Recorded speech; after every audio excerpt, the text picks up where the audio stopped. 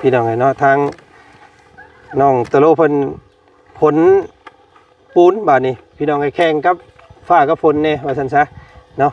โอ้ยเอาเสื้อแล้วก็สอบเอาก็ได้น้องเอ้ยมันนักยันรถเพิ่นเพได้เว้าเนาะรถเราฮักกันโอ้ยบ่มีเงินซื้อให้เพิ่นเด้ ระวังเด้อคอยเด้ออินตักทรายเนาะเพื่อสิเทพื้นเพื่อสิอันก่อของน้องของน้ำแล้วกันโอ้พี่น้องไงเนาะวางรถเพิ่นพี่ได้น้องเลยขออนุญาตช่ำได้พี่น้องเนาะมาอัปเดตเบิ่งการเฮ็ดเวียกของสร้างอีกก่อนโอ้สร้างเพิ่นสิเอาขึ้นแบบเป็นแพงเป็นนี่ก่อนบ่นี่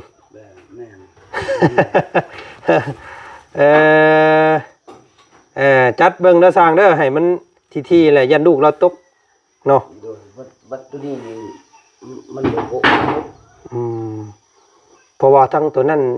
น่าสิบ่ได้ใส่บ้างเพราะว่าเขาได้เกาะลงไปเนี่ยน่าสิได้ปิดเป็นแป้นใส่ตัวข้างๆทั้งนั้นนะเนาะมีแต่ตีระดับเดียวกันให้เพิ่น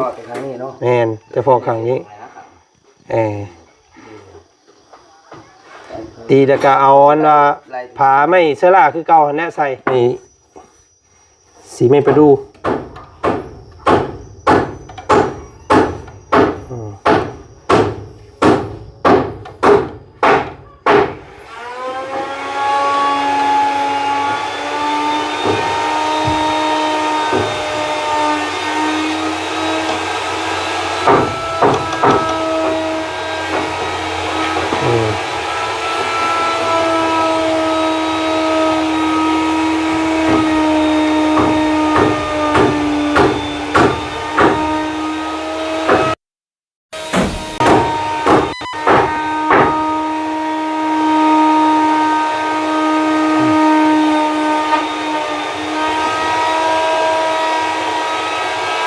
งามเนาะคักพี่น้องไงสีกันปวกเลยนี่เนาะแบบว่าบัดนี้บอกเมียบอกว่ามีผู้ชายคนหนึ่งว่าสินอนนำเหล่าคอยก็บ่ไปเลยคือว่าช่างว่าแท้น้องอันนั้นน้องกระบาลนี่บ่ตอนคอยบ่มีเฮือด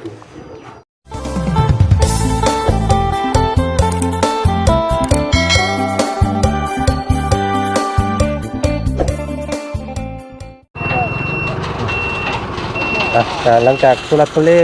กันไปสักพักพี่น้องไงเนาะก็รถขึ้นเรียบร้อยพี่น้องไงเนาะตอนนี้ก็กำลังเทหินเนาะหิน3 เม็ดก้อนก็ว่าจะทางมาน่าจะเพียงพอต่อการเฮ็ดห้องน้ำแล้วก็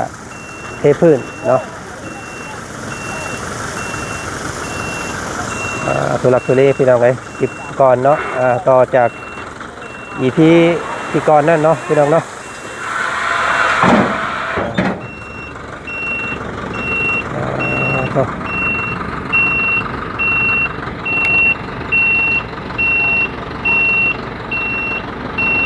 หินทรายพี่น้องเลย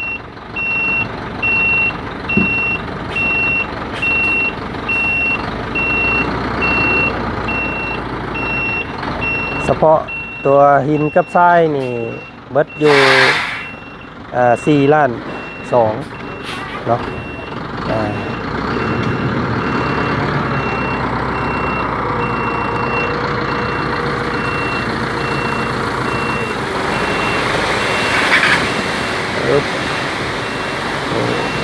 มีหินทรายตัวนี้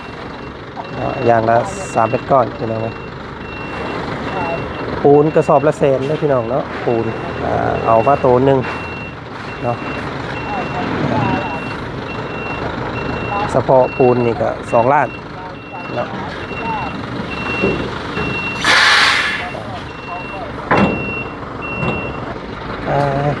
รับตัวนี้ขอบใจหลายเด้อ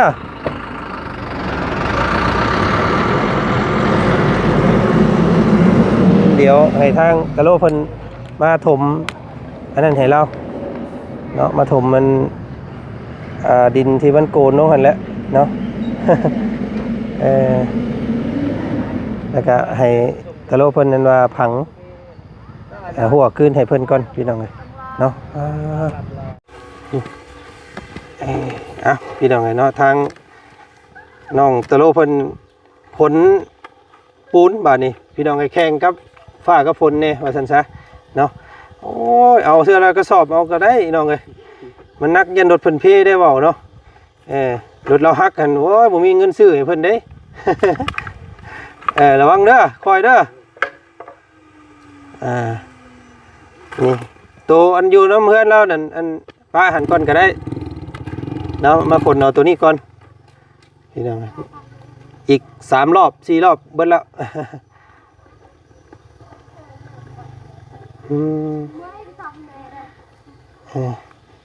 มันโลมเนาะเป็นดินไหมพี่น้องเอ้ยเนาะเกือบทุลักทุเลกันอยู่นี่เมื่อกี้นี่บ่ได้ไปทางไหนเลยพี่น้องเอ้ยเนาะ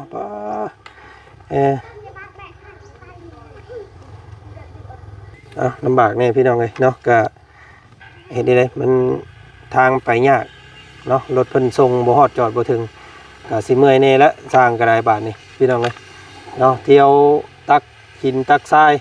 เนาะเพื่อสิเทพื้นเพื่อสิอันก่อของน้ำแล้วก็โอ้พี่น้องเอ้ยเนาะวางรถเพิ่นพี่ได้น้องเอ้ยขออนุญาตช้ำได้พี่น้องเนาะโอ้รถช่างกับมุนคักในรถเราก็ได้เนาะเอาเทื่อ2 สอบได้อยู่เนาะค่อยๆเด้อรถล่างเพิ่นเพมีเงินเศร้าบ่มีเงินซ่อมได้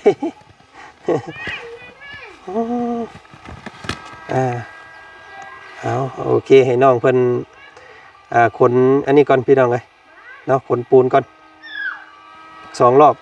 อีก2 รอบ 3 รอบก็ได้ละ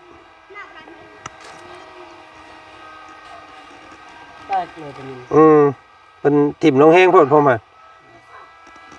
กระสอบหนึ่งเสียแล้วพี่น้องเลยแต่ว่าบ่เป็นยังดอกเอาไว้ได้อยู่ดอก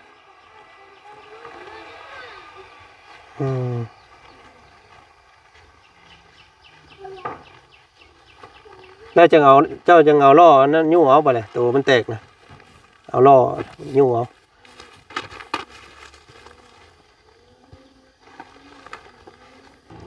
ลุยคอยเด้อระวังดิว่าสิหอดเฮือนพี่น้องเลยแล้วจังมาเอาตักดินน้ำทางใส่ลุมมันเนาะถมให้เพิ่นเฮ็ดหัวให้เพิ่นคือเก่าเด้อ โอ้ยพี่น้องเลยเนาะเกรงใจเจ้าของดินเพิ่นเนาะสิ่งทุกอย่างเราก็ได้พี่น้องเลยเอาโอเคเดี๋ยวออกหากินข้าวกันสักครู่เดี๋ยวกลับมาใหม่เนาะไปพี่น้องเลยเนาะก็หวนคืนเข้ามาอีกรอบนึงพี่น้องเลยหลังจากออกไปหากินข้าวเนาะมาอัปเดตเบิ่งการเฮ็ดเวียกของสร้างอีกก่อนโอ้สร้างเพิ่นสิเอาขึ้นแบบเป็นแพงแบบนี้ก่อนบ่นี่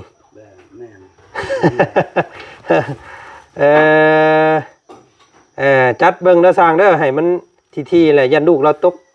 เนาะวัดตัวนี้มันโก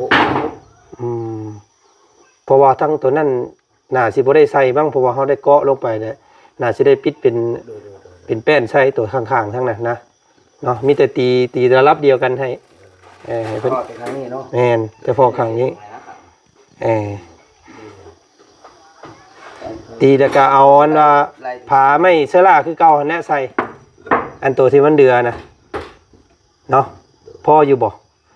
เห็นเดือแผ่นนึงกับเศษแต่ละครึ่งมันน่ะเด้เนาะแม่นนึงมันก็ได้เหรอได้อยู่อัดเลยบ่อัดเบิด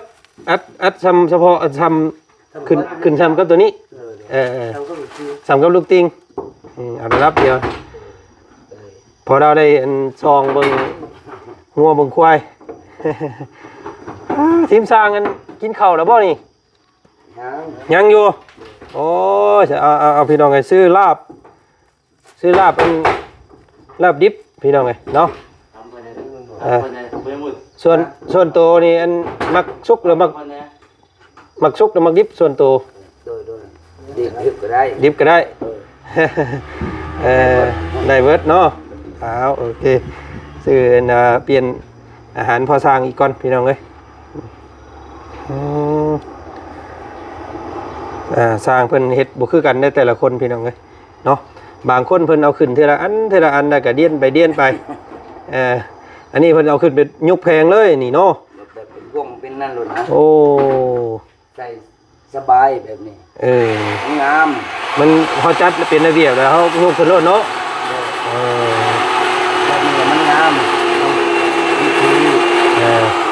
โอ้ความรับความสูงของมัน40เนาะ40แบบนี้ตัวนี้5มันบ่เป็น50ตัวนี้8ตัวนี้ก็5ครับ5กับ8สิประมาณนี้บ่โดยๆครับนั่นแหละพอดีบ้ายอันก้นนั่งหน่อยนึงเนาะมีเทียนครับนี่ก็เอาก้นแบบนี้มันก็คือจะทำไร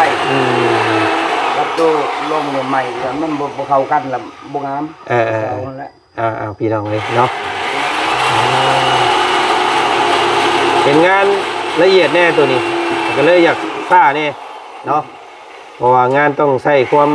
แม่นยำนั่นก็กำลังเจาะกำลังอันนั้นอยู่พี่น้อง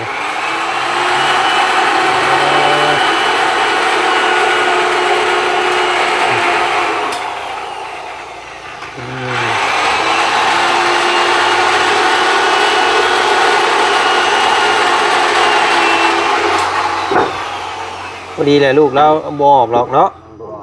ที่พอดีพี่น้องเลยยันเด็กน้อยเวลาอันนั้นน่ะเนาะก็คำว่าบัตรพวกแหละพี่น้องไงเก็บงานบัตรแล้วเนาะบางเทื่อสิให้พอสร้างเพิ่นเฮ็ดแนวอัดนะอัดประตูลิงให้อันว่าให้ทะลุเพิ่นบ่ได้อันว่าขังเด็กน้อยเวลายันเด็กน้อยเล่นตกเขื่อนเนาะว่าบ่ได้เฮือนสูง3 บาทนี่พี่น้องเอ้ยเราเคยอยู่แต่เฮือนต่ำเนาะโอ้ขออนุญาตเขาเบิ่งทางนี้เด้อพอทางเด้อหกเครืออยู่พี่น้องยังบ่ทันได้นั่นเนาะอันนี้ขนาดพอสร้างเพิ่นทีมสร้างเพิ่นปูซิดขนาดได้มือนั่นพี่น้องเนาะพอไม้มันห่าวแล้วก็เห็นปองคือเก่าเนาะเห็นบ่นี่เพราะว่าเป็นไม้ดิบเอาทางนี้พี่น้องเลยโอ้สบายดีเป็นที่ไหนเนาะโอ้เมื่อยเบิดแล้วเนาะยังเอามาบ่เบิดยังอยู่ในตารางเฮือนนำเนาะใครอยู่ดอกมันอยู่ตารางแหละมันกับบ่ยันผ้ายันพลเด้เนาะอันซื้อลาบมาให้เด้อสู่สร้างคนกินพี่น้องเลยนี่แหละเนาะก็ต้องทุลักทุเลพี่น้องเลยคลิปก่อนเนาะเพราะว่าทางมันยากหลายคนคอมเมนต์มาว่าโอ้ยว่าซั่นคือบ่เอาต้นหมากกระทันออกว่าซั่นมันอยู่กลางทางมันบ่ถือกฎหมายได้ว่าซั่นพอแล้วมันเจ้าของแบบว่าเจ้าตัดเบื้องเดียวเด้อเบื้องเดียวคอยสิให้ลูกกินเหรอเราเอาไว้ให้ลูกเรากินคอยก็บอกว่าคอยยาแล้วเนาะบ่เป็นหยังแล้วเพิ่นกับห่วงของเพิ่นพี่น้องเอ้ยแม่นอยู่บนถนนหนทางก็อีนี่ได้เพิ่นเคยอยู่แบบซั่นเนาะเฮาสิไปขีดไปเตะกลางหลายก็มันผิดเพิ่นได้พี่น้องเอ้ยพอแล้วคำว่ามีก็มีแต่นักเจ้าแน่แล้วยู่เอาซอยสร้างยู่ซอยสร้างกันแล้วเนาะยู่นำกันกับสร้างเพื่อสิมาเพื่อสิมาฮอดเพื่อสิแล้วตารางเฮือนอีกก็หลายรอบเติบเด้นี่พี่น้องลูกติดข้าวเอาเนาะลูกหิวข้าวบ่พี่น้องเนาะบ่จันมีแต่ตัวเดียวโอ้มีติ๊บเดียวนี่พี่น้องเนาะตั้งแต่ซื้อมาให้เพิ่นพุ่นแหละอันนี้ก็ได้นายบ้าด้วยปลาไส้งอมป่ะเบิดมื้อนี้พี่น้องพอสร้างทีมสร้างเพิ่นอยู่กับประตูกับอันนี้นี่เนาะเพราะว่ามันเป็นงานละเอียดเพราะว่าสิเฮ็ดผิดพลาดนี่ก็บ่ได้เนาะถ้าเฮ็ดดวมนี่ก็แม่นได้ทิ่มซื่อๆได้พี่น้องเอ้ยเพิ่นก็เลยแบบว่าใส่ความระมัดระวังแน่ ใส่สีใหม่ลายมือหน่อยหนึง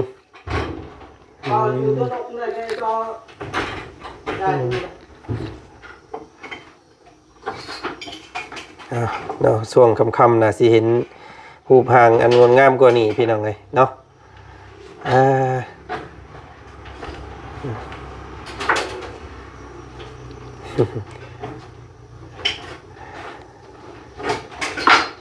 ยังว่า บ้านนี่ก็ปัดตารางเลยก็เสร็จตัวนี้ เกี้ยงบาดนี้ เพิ่งยังบ่ทันเสร็จ มันได้จังเอาตังขึ้นไม้ง่อยมาเลยเสร็จแล้วมันคาบอันตะกอนคาบเดืองๆพี่น้องเพราะว่ามันเฮาเอาป้าไปตากฝนมื้อน่ะมันก็เลยมีตะกอนคาบหน่อยนึงเนาะสีนี่กล้าว่าพ่ออยู่บ่ทีมสร้างเนาะใบประตูเฮาสี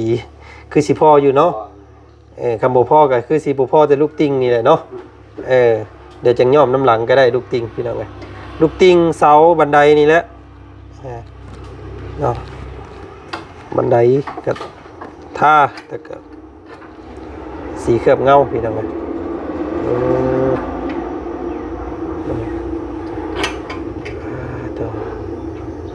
เพื่อนอยู่ส่งหมู่โพดลำบากไงเนาะทางเนาะเพิ่นมาส่งอิหยังกะยากพี่น้องเอ้ยเพื่อนอยู่ลุมหมู่ต้นมะกะทันขังอยู่พี่น้องเอ้ยรถเข้ามาบ่ฮอดทีมสร้างเพิ่นก็ลืมกินข้าวบ่มื้อนี้พี่น้องเฮียนวิชาใส่ตันบ่เนาะ ยังบ่เห็นกินข้าวอยู่เที่ยงกว่าเด้นี่พี่น้องเอ้ย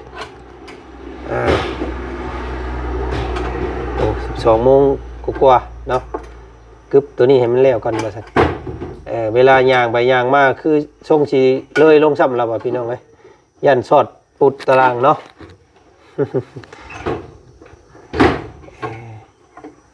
เอาเป็นจัดอีกอย่างเรียบร้อยเลยจังทาสีบาทนี่เนาะเอาลองเบิ่งอยู่สีหั่นตัวนี้แล้วบอกพอสร้างอันนี้เรียบร้อยบ่แล้วชุมนี่เนาะ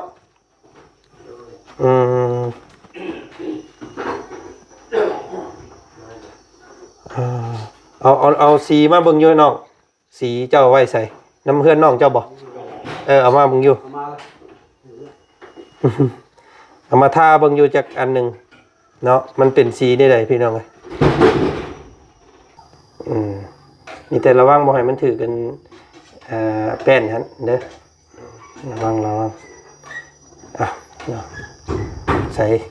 เดี๋ยวอาจารย์ลองประเดิมมาก่อนพี่น้องเลยนิดนึงเนาะปัดกี่ฝุ่นออกก่อน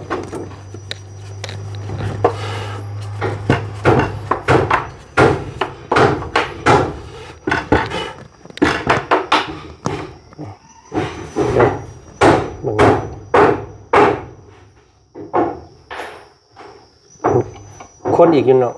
มันคือยังบ่ทันแตกเป็นสีแบบนี้พี่น้องสีไม่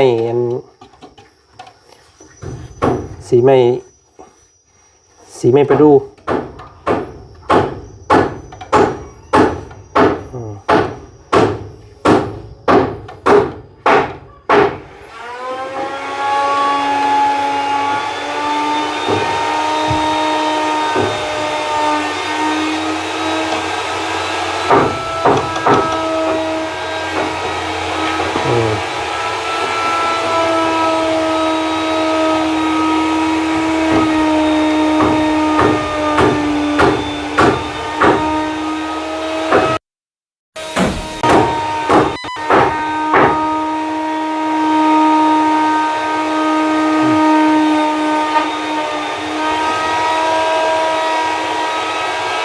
งามเนาะ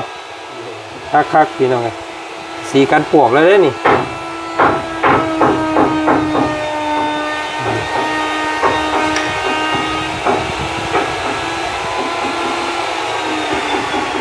โอ้งามเจ้าก็เคยไปเฮ็ดเวียกเฮ็ดงานแบบนี้อยู่บ่บ่เคยเฮ็ดเรียกบดใหม่บดใหม่บดไม้วิกนี่บ่ไม้ โอ้เคยไปเฮ็ดอยู่โรงงานอยู่โอ้ คนเก่ง อยู่ไส อยู่บางช่องเจ็ด บ้าน บางช่องเจ็ด โอ้แต่บ้านนาบ่อเพิ่นบ่ ติดกับเซโต้ดีเอาเลย โอ้เด้อเนาะ แบบว่าบัดนี้บอกนี่เมียบอกว่ามีผู้ชายคนหนึ่งว่าสินอนนำเหล่าคอยก็บอกไปเลย เอ้าคือว่าช่างว่าแท้ เอลี น้องอันน่ะอันน้องกับบานนี่บ่ โดนตอนคอยบ่มีเฮือน อ๋อแต่จักปีเลย ได้อายพบกันมา นั่นคอยก็เลยบ่ไปเฮ็ดเวียกนำคนจีนแล้ว โอ้เดี๋ยวก่อนเนี่ยเจ้าไปเฮ็ดเวียกน้ำจีน โดย เนาะเดี๋ยวที่นี่แหละมีอยู่ทางบ้านพี่มีผู้อยากมานอนน้ำโอ้ยสร้างว่าแต่พี่น้องเอ้ยเนาะ คนจีนหันเล่าก็ให้พาลูกพาเมียไปอยู่นำ อ๋อ แต่คอยก็ยังมีอยู่บ่ไป โอ้ยเอาพี่น้องเนาะมีแบบนี้อยู่สันบ้านเมืองเฮากันเนาะ โดย ก็เลยป้างานเจ้าบัดนี้ โดย เป็นห่วงเมีย เป็นห่วง โอ้เนาะเมียไผกับห่วงได้อเฮ้ยพี่น้องเนาะบ่ตีกันแน่เนาะโอ้ เมียบอก อืม เลยบ่ไป เอามีคนอยากมากอดมานอนนำได้เฮ้ยติเนาะ เฮือนก็บ่งาม โอ้ ไปขึ้นก็ได้ เนาะเฮือนกับเฮือนเป็นปองนี่ครับ โดย กลางค่ำกลางคืนว่าพี่น้องไอ้เนาะห่วยคือมาเฮ็ดกับเมียข่อยไปซี่ข่อยก็โยเนาะยันผ้าพันหัวพอแล้วข่อยพี่น้องเอ้ย เอาลองย่อมมึงดูหั่นเนาะก็เลยอยู่น้ำลูกน้ำเมียบ่ได้ค่อยไปสายบาทนี่เนาะนั่นแหละอะไรเมียงามให้พี่น้องเอ้ยเนาะอะไรเมียงามมันเกิดไปใส่บ่ได้แล้วเนาะตลก ทำงานอยู่บ้าน27ตนาบ้าน27อันนี้อยู่นั้น อยู่งานนั่นฮะ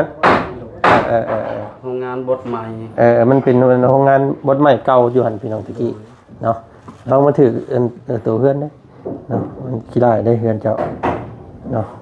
ผู้เดียวค่อยก็เราไปเอาตลอด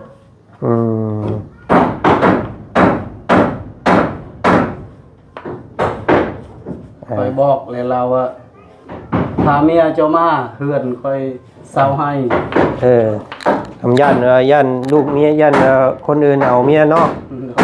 เอาเมียไปน้ำสันซะ ค่อยได้เมื่อก็เราไปเอาให้รถใหญ่เลยให้แกโบกอยู่นี่เฮาติดกับเราก็เราตั้งโรงงานซื้อโบกอยู่นี่เราเห็นคอยลุกเห็นเวียดเราก็อยากได้ผู้เดียวก็เรามาฮับนี่ก็ถือว่าเป็นเรื่องเล่าที่น้องเพิ่นเคยพบเคยเจอมาว่าซั่นซะพี่น้องเนาะ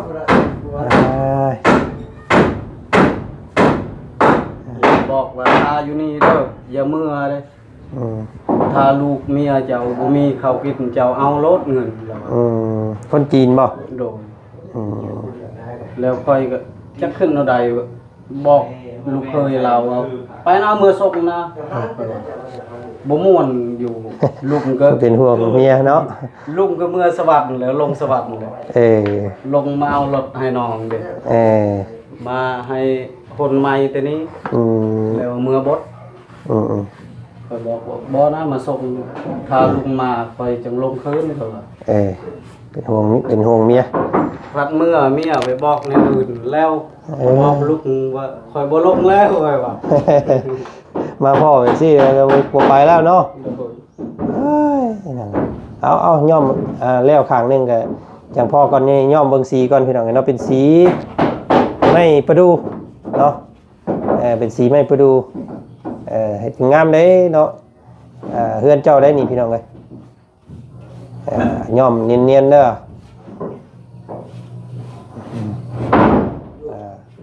ลำไปลำมา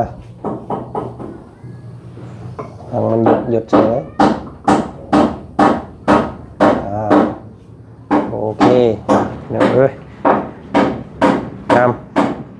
งามปานแต้มเพิ่นว่าเนาะโอเคเป็นทั้งสีเคลือบเงาแล้วก็เป็นทั้งสีนั่นเลยตรงไหนเลยเอาย่อมให้มันแล้วข้างนี้แหละจังพาไว้ให้สร้างเพิ่นบาด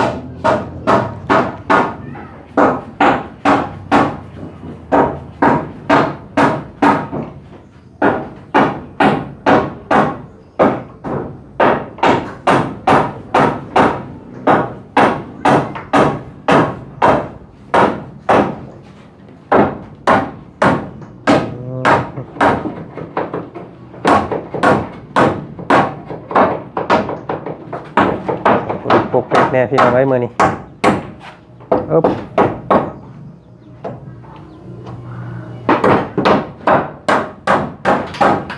โอ้งามเนาะสีนี่เนาะโอ้คักจื้อกระป๋องมันไว้เด้อถ้ามันบ่พอได้สิอ้ายสิอันนั้นเป็นสี S07 เนาะเลดบูทแดงซับแดงอ่ำ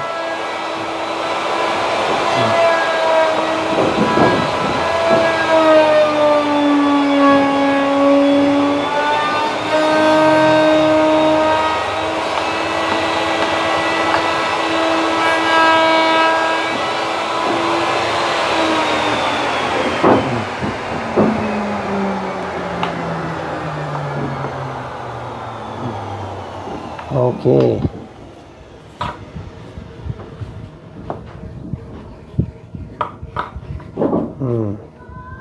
เอาเนาะผ่านพี่น้องสีใหม่ลายมือการทาสีเนาะพอแล้วบาดนี่โอเคป้าให้มันแห้งก่อนยังให้สร้างเพิ่นพลิกด้านมาเนาะเอานั่นกวบไว้ให้เพิ่นเก่ากบได้อยู่บ่บาทนี่สมัยสร้างเพิ่นก็เฮ็ดดอกโอเคพาให้แล้วเนาะเนาะตัดภาพลงมาทางลุ่มบาทนี่พี่น้องกันบ่าวจันก็ยังบ่ค่อยเข้าใจทางแม่เพิ่นบอกมาปานใดเนาะแม่เพิ่นเขียนมาว่าเนาะยาว3 เมตรกว้าง6 เมตรว่าซั่นพี่น้องเนาะหรือว่าสิบ่ยาวจากตัวบ้านลงมานี่3กว้างมา4นี่6บ่พี่น้องเนาะอ๋อเดี๋ยวสิล่มน้ำเมย์เพิ่นใหม่อีกก่อนเนาะถ้าเมย์เพิ่นเบิ่งคลิปอยู่ในตอนนี้ก็ถามในนี่ก็ได้เนาะพี่น้องเนาะนี่อันนี้ตัวเฮือนน้องเพิ่นเนาะก็ออกมาความยาว3 เมตรเนาะแล้วก็ความกว้างมาพี่6 เมตรแม่นบ่แม่เนาะเข้าใจตรงกันอยู่บ่พี่น้องเลย แล้วก็สิมีกั้นห้องอยู่นี่เลยนี่พี่น้องเลยจะเป็นห้องครัวห้องน้ำบานอันประตูนี่เข้าทั้งลุมเข้าทั้งนั้นมาเลยเป็น2 บานเนาะเข้าใจตรงกันอยู่บอกพี่น้องไงเนาะกะอันให้แม่เพิ่นติดต่อหรือว่าทักมาหาลูกเนี่ยเนาะลูกยังบ่ค่อยเข้าใจแบบแม่เพิ่นบอกพี่น้องไง ให้กระเทิบลงมาแบบซี่เนาะแต่กับห้องน้ำหลายคนอยู่เพิ่นว่าโอ้ยมันคืออยู่ไกลกันครับตัวห้องแท้ว่าฉันมันสิไหลอยู่บ่ว่าฉันพี่น้องไงทายมันสิลงอยู่บ่เด้ว่าฉันเนาะลงกันล็อกพี่น้องไงเนาะเขาก็จับได้รับมันมาทอนี่ก็ปล่อยลงพี่แล้วพี่น้องไงตัวนี้ก็ขุดอีกซ้ำนี่พอดีพอความลึกลงไปค่อยขุดไปก็ได้เนาะเมื่อวานนี้ก็หักษาลายแล้วเนาะทำมื้อนี้แล้วแปลนแล้วก็บัดเฮือนซ่านแล้วแล้วแม่เพิ่นก็สิให้ตะโลเฮ็ดอันนี้อีกพี่น้องข คลองน้ำสั่งดินบล็อกนั่นมากอเป็นคลองน้ำมาตั้งแต่กกพักขี้เล็กพูดแหละตรงมาพี่เนาะมาฮอดนี่เลยยุดกอเป็น2อันดินบล็อก2ก้อนอย่างละข้างกระเทพื้นนะให้น้ำไหลสบายมันจังเฮือนเจ้าจังบ่เจินเพิ่นว่าเนาะแม่เพิ่นก็มองเห็นความละเอียดดีๆพี่น้องเอ้ยคอยขุด2เทื่อแล้วมันทุ่มตลอดมันมาแต่พุ่นเด้น้ำมาแต่บ้านพุ่นเจ้าต้องก่ออันคลองเพิ่นเอิ้นเนาะก่อเป็นดินบล็อกคาบคู่กันมาแล้วก็เทพื้นน้ำมันก็สิไหลเลยเนาะมันก็สิบ่ข้างแบบนี้พี่น้องเอ้ยเดี๋ยวจังว่ากันอีกเนาะตัวนั้นเนาะเอาเดี๋ยวคลิปนี้ก็ว่าจะให้พี่ให้น้องเบิ่งซ้ำนี้ก่อนเดี๋ยวขั้นตอนโตเพิ่นใช้ใบประตูอีกจังหน่อยจังสิมาหาอีกแล้วกันเนาะเอาก็อย่าให้น้ำถึกอันว่าปูนเด้อปูน20 สอบแล้วก็พุ่นแหละอันว่าเฮ็ดหัวนั่นให้ขึ้นให้เพิ่นเด้อ ย่านเจ้าของเพิ่นให้ได้พี่น้องเลยก็ขุดที่ดินชะลงให้มันเพียงคือเก่าหั่นแหละให้มันงามคือเก่าเด้อ เกรงใจเล่าพี่น้องเลยเนาะให้ยืมพื้นที่ให้ใช้พื้นใช้ไฟยังเฮ็ดดินเล่าโลมอีกว่าดิพี่น้องเลยโลนี่เนาะเกรงใจเพิ่นว่าซั่นซะเนาะเดี๋ยวอ้ายสิวนเข้ามาอีกช่วงค่ำเนาะช่วงนี้ทางบาจันขอตัวก่อนเนาะเอาน้องเมื่อยกับพักผ่อนน้ำแน่แล้วก็คอยเฮ็ดไปเด้อพี่น้องไงเนาะมืดวัดมือนี่พี่น้องเลยต้องคือฝนสิตกนี่แหละเนาะดีทอเพิ่นเอาปูนเอาอย่างมาเบิดแล้วว่าซั่นซะเนาะ